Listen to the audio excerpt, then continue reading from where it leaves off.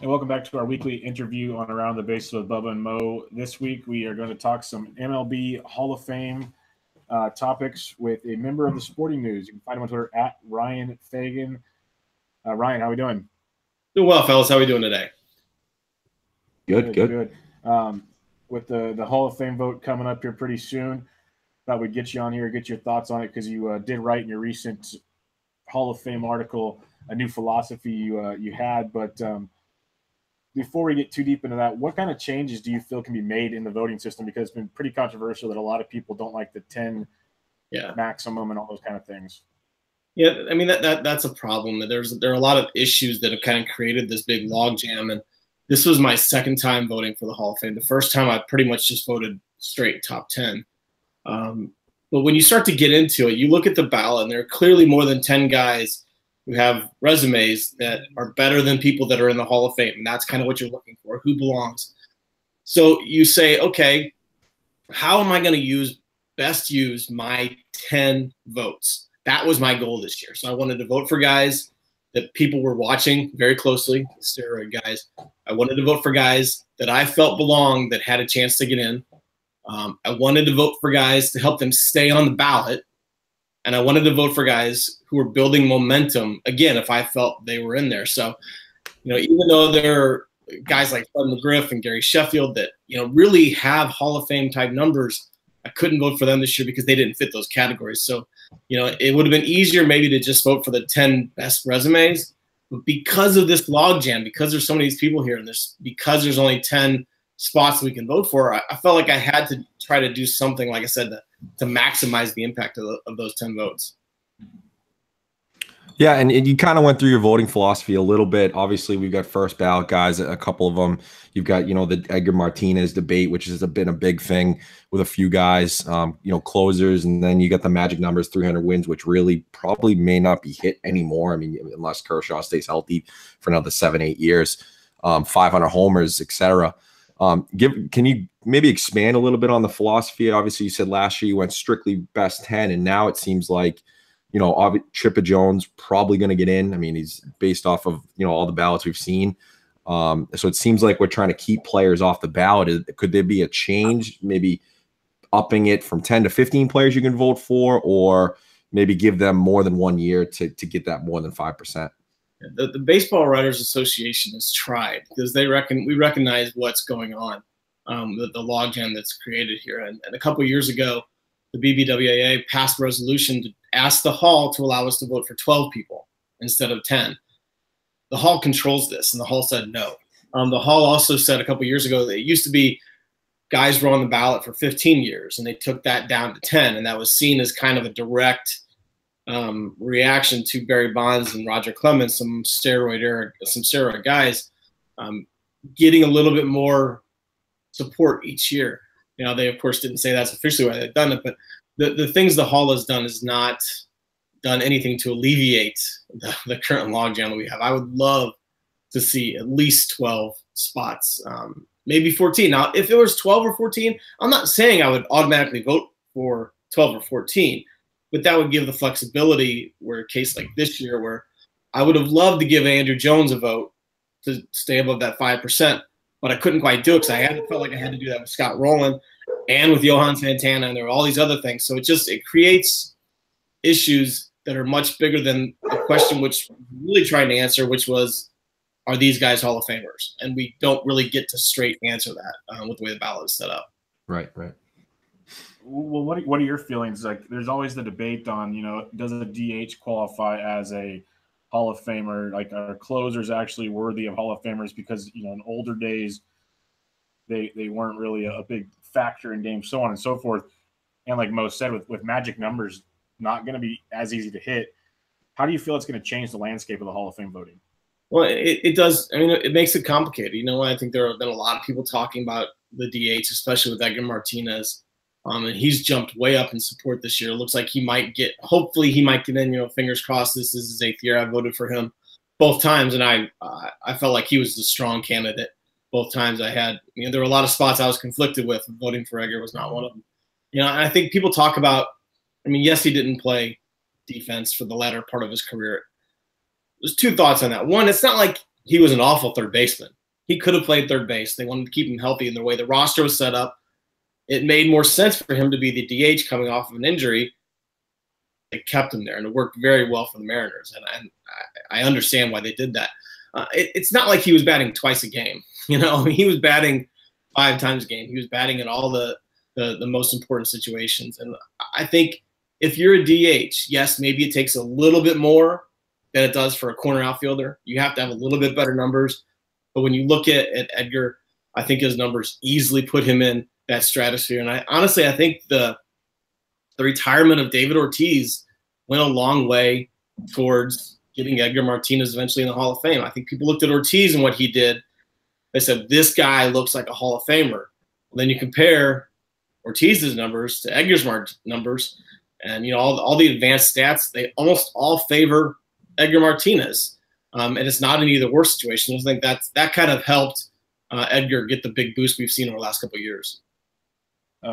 You mentioned the steroid era earlier, and you think a lot of the changes are kind of directed in stopping those guys. But I'm a believer in this happened. We can't just ignore that this happened. This was an era for a reason.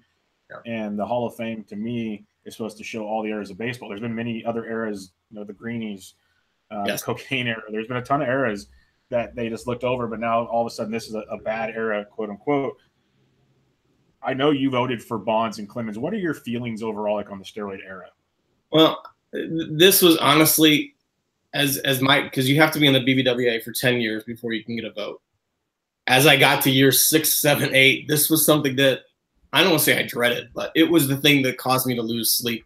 You know, sometimes thinking about how I would do this, because I love the fact that baseball has made testing much more strict, and you know, we're trying to get that out. That is absolutely the way to go. Throughout the history of baseball, players have cheated. They've tried to gain an edge. I mean, it's happened, and they've always done the most that they can. And it just so happens that the cheating available to this era was much better. You know, and I still go back and forth a little bit. I've been very solid in my voting for those guys. I voted for Manny Ramirez the first time. I didn't this time again because of the ballot manipulations I had to do. But, you know, I saw something on Twitter the other day, and I tweeted out Bob Gibson. Somebody asked him, Bob Gibson, I mean, one of the greatest right-handed pitchers of all time. They asked him what he thought about, would he have done it? And his answer was amazing. It was this honest, he said, I don't know. He's like, I like to say that I wouldn't have, but I was a guy who looked for anything that could make me better, whether that was throwing up and in, anything. And he honestly said, I don't know what I would have done. And I love that, because it's not this sanctimonious thing we got from Joe Morgan, and it's, you know, they cheated. Whatever. If people don't want to vote for those guys, I'm totally cool with that. I'm going to vote for those guys and to represent the era that they played in. Yeah, I completely agree with that. We've talked about the Joe Morgan thing ad nauseum. It's just I'm not going to get into that again. I think we all agree on that, on what he kind of said, you know. But so we've got a few first time guys on the ballot. You know, we've talked about Edgar and whatnot. Who do you think? And we know Ryan Thibodeau does a great job. Him and his staff do a great job of compiling all the ballots together and giving you kind of an idea of where they're at and where they could go based off of, you know, the votes from past years. Who do you think gets in overall? Well, and I think when you start with Chipper and Tommy, you know, I think those two guys are pretty easy to vote for. You know, Chipper's the only switch hitter in baseball history to have a 300 average, 400 on base percentage, 500 slugging percentage, and 400 home runs. And when you're talking about those kind of numbers, that kind of class, I think that easily puts him in there. Tommy, to get over 600 home runs without, you know, the steroid accusations that have taken down some other sluggers, you know, he's an easy guy. To me, those are the two. I'm glad to see Vlad Guerrero's totals up as high as they are. I thought he was going to get in last year. I thought he should have got in last year. I voted for him last year. So I'm glad to see he's going to get in, not only because he deserves it, because selfishly that's another name off the ballot that I can free up a spot for next year. Yeah. And you mentioned you had like some you left off, some you left on because you know they're going to be around. Yeah. And obviously on a Hall of Fame ballot, there's going to be a lot of great names left off. That's just how it's going to be. That's why they're on the ballot. Let's go over a couple guys that aren't on there now. You said you voted for Manny last year. Yeah. You didn't this year. Guys like Schilling, you wanted Andrew Jones.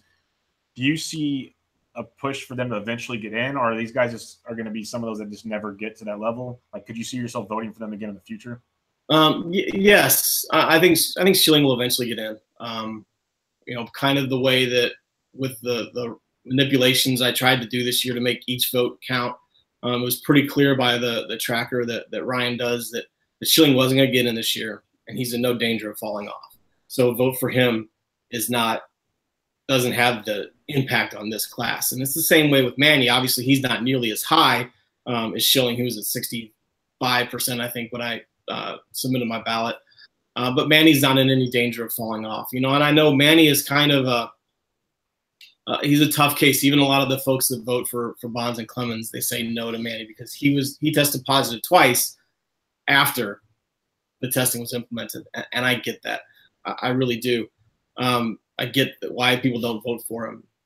To me, he was 37 when he did that. When he got popped the first time, he already had more than 500 home runs. You watched him in his entire career, and there was never a time when you watched Manny Ramirez and you thought this guy is anything less than one of the greatest right-handed hitters we've ever seen. Not just power, but the way that he sprayed the ball all over. I mean, his average is so much better than most people associate with him. So, he's a guy I will vote for again in the future. With Andrew Jones, I'm not sure that he's going to make it. When I submitted my ballot, he was up around 9%. I thought he was going to get there 8 or 9%. He's dropped to around the 5% margin. Every time I check the tracker and updated it, it makes me feel a little sick to my stomach because I don't know that Andrew quite makes the level for a Hall of Famer. So much of it depends on what you think of his defense. And he was a great defensive player, but after 10 years, his offense fell off a cliff and hard. He put up not just mediocre seasons, he put up some awful seasons and he bounced around. So is he a Hall of Famer? I don't know. Did he deserve to be around more than 1 year? Yes, I think so. And it's the same way with Johan Santana. Santana had a 7 or 8 year stretch that was amazing. When you compare what he did to what Sandy Koufax did, to what Dizzy Dean did, guys whose had careers shortened by injury, he stacks up really well against those guys. And he definitely deserved to be around for at least 2 years if Koufax and Dean are in the Hall, which they are. As of right now, the last time I checked, I am one of 3 people who voted for Santana. So I don't think he's going to stick around. And I think that's kind of a travesty. Yeah, his years, I think it was like 2004 to 2009, or maybe even longer than that, was something ridiculous. And I agree with Manny. I mean, I'm a Red Sox fan, so just watching him every day, I mean, he was one of the best pure right-handed hitters I've ever seen. He could take the ball anywhere, to any field. He could do whatever you really wanted. It's just a matter of whether he wanted to play or not, which was always the tough part about it. A couple more guys I wanted to ask about. It looks like, I mean, he's in his 9th year, Fred McGriff, and he's barely getting over 30% here. Doesn't look good for him. Omar Vizquel in his first year, been a big topic of debate from everyone on Twitter and everywhere in terms of, how does his defense really get him in? And then I guess the last one is Sammy Sosa that I wanted to ask on. What do you think on those 3 guys' chances of getting in eventually? Well, if I had to rank those 3 guys who deserves to be in the Hall out of those 3, if that's the game that we're playing, I would put McGriff in first. The more I look at what he did, he never had. If McGriff had 145 home run season, he gets over 500 home runs. He finished at 483. If the 94 strike leading into 95 doesn't happen, he gets those 7 more home runs. He gets to 500. He probably gets in there. I think there's, and Brian Kenny, MLB Network, has said this, and I've said this. Lots of people have said this. I don't think there's any player whose Hall chances were hurt more than Fred McGriff with the steroid era, because he put up numbers that for 100 years were Hall of Fame worthy. And when he got onto the ballot, suddenly it wasn't a big deal to have 490 home runs anymore. He fell way down on that list. He's a guy that I really think, even though it's clear he's not going to get in with the BBWAA, I think he's an easy choice for the type of veterans committee that elected guys like Alan Trammell and Jack Morris. I think Fred McGriff will wind up in the Hall, and he deserves to be there. And I wish I could have something to do with getting him there, but I don't think there's anything I can do is going to make that happen next year. Yeah, I was a big McGriff guy, and I agree. He's so close to that magic number, but it seemed like everyone pointed to that, why he couldn't get in. But he's perfect for the Veterans Committee, absolutely perfect for it. Yeah. One last little scenario, and then we'll move on from here. Trevor Hoffman, Billy Wagner, two of the big closers on the ballot this year. We'll have another big one coming up next year that we'll mention in a minute. But Hoffman and Wagner, it seems very controversial because Hoffman's got the quantity, but to me, Wagner had the quality, not saying Hoffman didn't. But it seems like Wagner's kind of gets overlooked a lot. What are your thoughts on those two guys? Trevor Hoffman is the one that has caused me the most consternation over the last couple of years. I haven't voted for him either time. He's been right there in the 11-12 spot on my ballot. You know, I think, and I'm a believer that the Hall should reflect the changing way that the baseball is played. And clearly closers are part of that. The DH is part of that. That's why I voted for Edgar. But I haven't gotten to the point where I can vote for those guys ahead of full-time players that I feel belong there. And Trevor Hoffman, when you look at what he did, you know, this is why I kind of hate when we're talking about who do we vote, who we didn't vote for. I don't want to feel like I'm ripping Trevor Hoffman because he had a great career. He was an amazing pitcher, did it for a long time. When you look at what he did, you know, barely over, I think, 1,089 innings, which is far fewer than most any other pitcher that's in there. So much of what he did, too, was one-inning saves. It wasn't just two-inning saves. I mean, even Mariano Rivera had a lot of saves that were at least 4 outs or more. I think Hoffman had 55, I think is the number, 55 one-innings or saves in more than 1 inning, which is right around the same number as a guy like Dan Plesac. You know, and I like Dan Plesac. He was a good pitcher, but he's not in that conversation. Yeah. And when you look at Billy Wagner, his rate stats are better. His strikeouts are better. Almost all of Billy Wagner's numbers that aren't cumulative are better than Trevor Hoffman, and by a pretty good stretch. And I think when you look at, you know, not to jump ahead, but you look at Mariano Rivera, he was essentially the combination of the best of Hoffman, the longevity, and the best of Billy Wagner, the dominance, which is why, you know, he's an easier guy to vote for, because, you know, he was truly the best at what he did, not just the guy who did it the longest. And I'll also say this: Trevor Hoffman gets in this year, and we don't have to have this conversation next year because he is going to wind up in the Hall of Fame. There's no doubt about that. The question is when. I hope he does get in this year so we don't have to discuss it next year. Yeah, he's at about 78% right now, just a little bit above that. So that does look good for him. Last one, we've got, 2019, we've got, about, I'd say 5 guys that we can at least talk about, not all of them getting in first ballot, but, we'll go Mariano Rivera and Roy Halladay first. I think we all know Rivera is going to be a slam dunk. Yeah. And then the tragedy of Roy Halladay, unfortunately, passing away, but and he probably will be too, just the dominance that he had. Do you think that those will definitely be first ballot Hall of Famers? I think Rivera definitely will be. I think Halladay, I'm quite honestly, I'm fascinated to see what happens. I think, obviously what happened this year in November was awful. It was horrible. And it really brought back to mind how good he was when he was on the mound. I mean, he was a guy, if you're a Blue Jays fan or a Phillies fan, you loved when he was on the mound. If he was facing your team, you hated when he was on the mound because you didn't have much of a chance to win. I think when you look at his numbers in his career, he struggled early in his career. He struggled late in his career with injuries. He had a 10-year stretch that was amazing. When you look at his numbers, I think I'm trying to read because I wrote something that hasn't published yet on sportingnews.com, kind of looking at the newbies. I think there are only 5 starting pitchers in the Hall who have fewer innings than Halladay. That's going to cause a little bit of pause. All that said, he will eventually be there, and it wouldn't surprise me at all if he gets in there that first year. All right, last 3. We've got Todd Helton, Andy Pettitte, Lance Berkman. First timers. I think it's an intriguing case with Todd Helton and Andy Pettitte. I can see the debate already for next year, and I'm sure your article will go over that when it does come out. But what do you think of those 3? Maybe not first ballot, but do they eventually get in? Yeah, they won't be first ballot. There's no doubt. I think of the 3, I think Helton has the best chance. I think when you look at the support that Larry Walker has gotten the last couple of years and his numbers going up, especially this year, I think that bodes better for Todd Helton. I would be surprised if he's above.